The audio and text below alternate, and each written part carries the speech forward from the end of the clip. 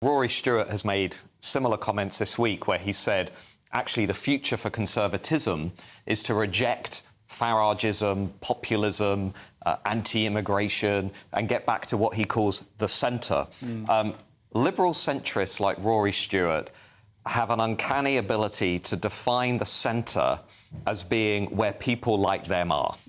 In reality, the centre in most Western democracies is actually nowhere near Rory Stewart.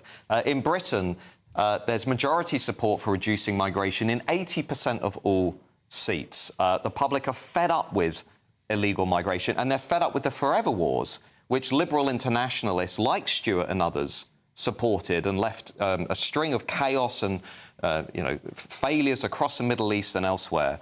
And they're fed up with this sense of entitlement that comes with liberal centrists, this sense of, well, we know what we're doing and voters out there are stupid and they don't understand the real world. It's the politics of liberal centrism, the politics of establishment Tory liberalism that has been rejected through the Brexit referendum, through the 2019 election and now through the rise of Reform and Farage. And people like Rory Stewart need to wake up and smell the coffee. I think they certainly do. What do you think to that? Well, I'm just saying there's lots of Tory liberal elites who on Friday morning are going to be basically saying, I want the Conservative Party to change so that it reflects the world that I live in and my values, rather than reflecting the world that most people out there want to live in. And Aaron, during the break, made a very good point, one I agree with, which is just look at what's happened to the 2019 Conservative electorate. 1 in 4 have gone to the Reform Party. Why have they gone? The surveys all show the same thing.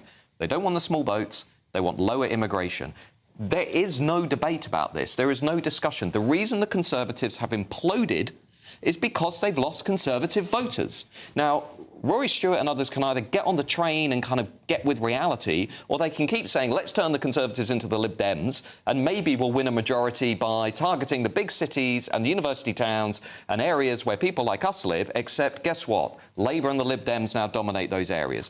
If you listen to Rory Stewart as a Conservative, he will lead you into the electoral abyss. He will lead you into a cul-de-sac.